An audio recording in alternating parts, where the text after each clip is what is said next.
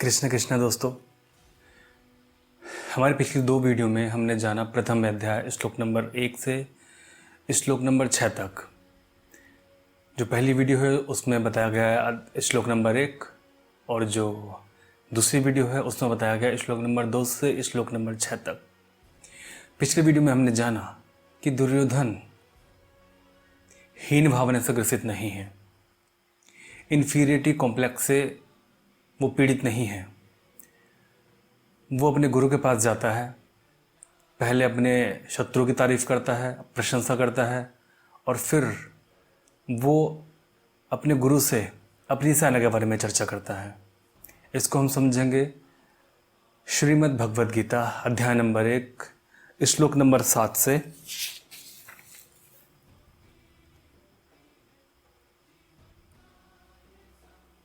श्लोक नंबर 11 तक।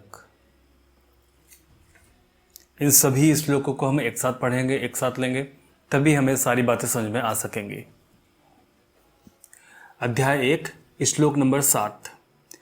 अस्माकं तु विशिष्टा ये तान्निबोध द्विजोत्तम नायका मम सेनस्य संज्ञार्थः तान्व्र बिमीते। श्लोक नंबर 8। भवान भीष्मश्च कर्णश्च कृपश्च समितिञ्जय अश्वत्थामा विकर्णश्च सोमदत्ति स्तथैव च। श्लोक नंबर 9। अन्ये च बहवः शूरा मदर्थे त्यक्तजीविता नाना शस्त्र प्रहारणा सर्वे युद्ध विशारदा। श्लोक नंबर 10। अपर्याप्तम तदस्माकं बलम भीष्माभिरक्षितम पर्याप्तम तिब्द मेतेसा बलम भीमाभिरक्षितम। श्लोक नंबर 11।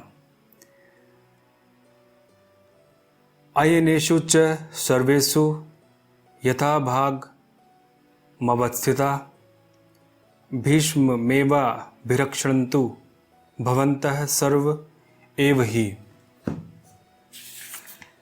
इन सब का अर्थ है, किंतु हे ब्राह्मण श्रेष्ठ, आपकी सूचना के लिए मैं अपनी सेना के उन नायकों के बारे में बताना चाहता हूँ जो मेरी सेना को संचालित करने में विशेष रूप से निपुण हैं। मेरी सेना में स्वयं आप, भीष्म, कर्ण, कृपाचार्य, अश्वत्थामा, विकर्ण तथा सोमदत्त का पुत्र भूरिश्रवा आदि हैं, जो कौरव जो युद्ध में सदैव विजयी रहे हैं। ऐसे अन्य अनेक वीर हैं जो मेरे लिए अपना जीवन त्याग करने के लिए उद्यत हैं। वे विविध प्रकार के हथियारों से सुसज्जित हैं और युद्ध विद्या में निपुण हैं। हमारी शक्ति अपरिमेय है और हम पितामह द्वारा भली भांति संरक्षित हैं, जबकि पांडवों की शक्ति भीम द्वारा भली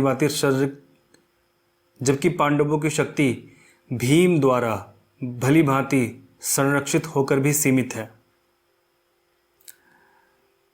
अतएव सैन्य व्यूह में अपने अपने मोर्चे पर खड़े रहकर आप सभी भीष्म पितामह की पूरी सहायता दें। दुर्योधन गुरु द्रोणाचार्य से कहता है कि हे गुरुश्रेष्ठ, हमारी सेना क्योंकि कम है और पांडवों की सेना ज़्यादा है, फिर भी वो भीमसेन से संरक्षित है, इसलिए विजय हमारी ही होगी। जो महाभारत को जानते हैं, जो सारी कहानी आगे की जानते हैं, उनको पता है कि सारा युद्ध अर्जुन की धुरी पर घूमता है, लेकिन यह युद्ध के प्रारंभ में की गई बात है। युद्ध के प्रारंभ में दुर्योधन क्या कहता है? दुर्योधन कहता है कि ये जो पांडवों की सेना है यह भीम से संरक्षित है और इसलिए पांडव हार जाएंगे। अर्जुन का तो ख्याल भी उसके मन में नहीं था, क्योंकि अर्जुन एक भला व्यक्ति है और उससे युद्ध की आकांक्षा भी नहीं की जा सकती है। दुर्योधन के मन में कहीं ना कहीं बहुत गहराई में यह बात रही होगी कि अर्जुन युद्ध नहीं कर पाएगा। उसके मन में दया है, उसके मन में प्रेम है। उसको पता था कि अर्जुन जैसे भले आदमी से युद्ध की आशा रखनी ही बेकार है। इसलिए उसने कहा कि सेना भीम से संरक्षित है, क्योंकि युद्ध के लिए भीम जैसे शक्तिशाली और कम बुद्धिमान लोगों की आवश्यकता होती है, जो कि बुद्धि से कम सोचते हैं और अत्यधिक शक्तिशाली हों। ऐसे लोग युद्ध में बहुत अच्छा काम करते हैं। लेकिन जो बुद्धिमान होता है वो सोचता है सभी चीज़ों के बारे में। अर्जुन बहुत बुद्धिमान है, और जहाँ बुद्धि है वहाँ संशय भी है, वहाँ सोच विचार भी है, वहाँ कन्फ्लिक्ट भी है, वहाँ विचारों का समुंदर है, वहाँ दया भाव भी है, क्योंकि वो सोच रहा है कि कितने लोग इसमें मारे जाएंगे। तो दुर्योधन ने अगर ये बात कही है तो सच ही कही है, क्योंकि किताबें आगे सिद्ध करती हैं, ये गीता आगे सिद्ध करेगी कि अर्जुन युद्ध से भागने को तैयार है। वो भागा भागा हो गया है, वो युद्ध नहीं करना चाहता है, वो युद्ध से भाग जाना चाहता है। और जब तक कृष्ण ने अर्जुन को रूपांतरित नहीं कर दिया तब तक वह युद्ध में जा भी नहीं सका है। अर्जुन जिस तल पर है वो उस तल पर रह के कभी भी युद्ध नहीं कर सकता है। भीम जिस तल पर है चेतना के, वो उस तल पर रहकर युद्ध कर सकता है।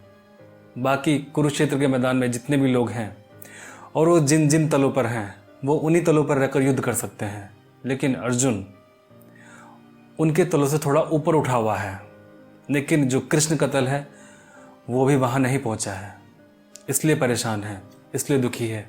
तो दुर्योधन ने जो बात सोची है यह ठीक ही सोची है, लेकिन इतना भी ध्यान रहे जो हम शुरुआत में सोचते हैं अंत वैसा कभी होता नहीं है। एक बात और ध्यान रखें, जीवन भी ऐसा ही है। प्रारंभ में हम कुछ और सोचते हैं और अंत में कुछ और ही घट जाता है। शुरू से ही दुर्योधन तो यह सोच के बैठा था कि भीम पांडवों की ओर से युद्ध के केंद्र पर रहेगा, और अगर भीम युद्ध के केंद्र पर रहता तो शायद दुर्योधन जो कहता है कि हम विजयी हो सकेंगे, हो सकता था। लेकिन दुर्योधन की दृष्टि सही सिद्ध नहीं हुई, और हमने जिसकी कभी कल्पना भी न की थी, दुर्योधन ने जिसकी कभी कल्पना भी ना की थी कि कृष्ण बीच में उतर आएंगे और वो अर्जुन को खींच खींच के युद्ध करने के लिए ले आएंगे, वो बीच में आ गए और उन्होंने सारी की सारी रणनीति ही बदल दी, सारा का सारा युद्ध ही पलट दिया। कृष्ण बीच में उतर आए और सारी की सारी कथा ही बदल गई है। और इसलिए जब कृष्ण भागते हुए अर्जुन को युद्ध में खींच खींच कर लेकर आते हैं तो ये जो कथा कोई भी पहली बार पढ़ता है तो उसको धक्का लगता है, उसको शौक लगता है। जिसने भी ये कथा पहली बार पढ़ी वो शौक खाए बिना नहीं रहा है, उसको एक धक्का लगा है, क्योंकि अर्जुन बात कर रहा है एक धार्मिक आदमी की, कि इतनी हिंसा हो जाएगी, और कृष्ण उससे कितनी हिंसा करवा देते हैं। गांधी जी को भी इसी चीज़ से परेशानी थी, और इसलिए उन्होंने तो यहाँ तक कहा है कि महाभारत कभी हुआ ही नहीं है, ये तो सिर्फ एक कथा है, एक कहानी है जो कि इंसान के दिमाग के अंदर चलती है। कौरवों की जो सेना है वो हमारे दिमाग की बुराई है, और पांडवों की जो सेना है वो हमारे दिमाग की अच्छाई है, और कृष्ण जो हैं वो तीसरा है, वो परमात्मा है, वो हमारी अंतरात्मा है जो कि हमें सही दिशा दिखाती है। जो भी प्रारंभ में गीता पढ़ते हैं वो यही सोचते हैं कि कहानी ऐसे मोड़ लगी, ये तो हमने कभी सोचा भी ना था, इसकी तो कभी हमने कल्पना ही नहीं की थी। लेकिन जीवन बहुत ही अनूठा है। जिंदगी रेल की पटरी पर नहीं दौड़ती है, जिंदगी तो गंगा की धार की तरह बहती है, उसके रास्ते पहले से तय नहीं होते। और जब परमात्मा बीच में आता है, तब जो भी तैयार था, जो भी आदमी ने निर्मित किया था, जो भी आदमी की बुद्धि सोच सकती थी, वो सारी चीज़ें उलट पुलट हो जाती हैं। क्योंकि हम सोचते हैं, हम जो सोचते हैं, हम जो करते हैं, वो हमारा कर्म है। लेकिन जो फल है, फल वो सारी सृष्टि से आता है, किसी एक से नहीं आता है। इसलिए जो हम सोच कर चलते हैं वो आखिर में नहीं हो पाता है। दुर्योधन के साथ भी यही हुआ। उसने कभी अंदाजा न किया होगा कि ऐसा भी हो सकता है। भागते हुए अर्जुन को कृष्ण युद्ध में रत करवा देंगे। अगर हम भी अपने जीवन में पीछे लौट कर देखें तो कहेंगे जो भी हमने सोचा था वह सब गलत हुआ। जहाँ सफलता सोची थी वहाँ असफलता मिली। जो पाना चाहते थे वो नहीं पाया जा सका। जिसके मिलने पर सोचा था कि सुख होगा वो मिला और सिर्फ हमें दुख ही मिला। और जिसको पाने की कभी कल्पना में न की थी, उसकी एक झलक मिली और आनंद के झरने फूट गए। लेकिन जीवन में एक बात बहुत ध्यान रखने योग्य है, असत्य चाहे कितनी भी शक्ति लगा दे वो कभी जीत नहीं सकता, और सत्य हमेशा जीतता है। शुरुआत में ऐसा मालूम पड़ सकता है कि असत्य जीत रहा है, लेकिन असत्य जीतते हुए भी वो हार जाएगा। और सत्य अगर हमें लगता है कि वो हार रहा है, तो सत्य हारते हारते भी जीत जाएगा।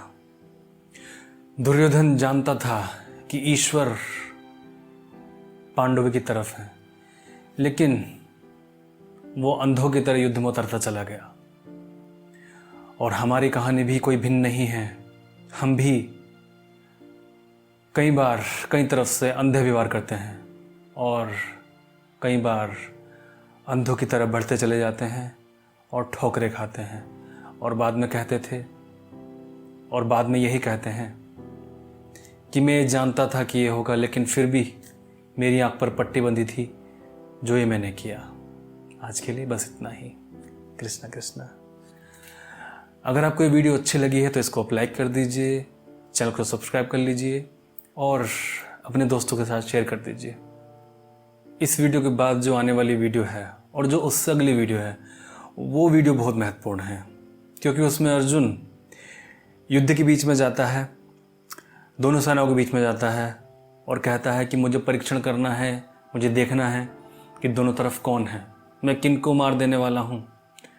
और ये सब देखने के बाद में अर्जुन अपना धनुष छोड़कर अपने रथ पर बैठ जाता है। उस समय अर्जुन के मन की स्थिति को पढ़ना बहुत ज़रूरी है।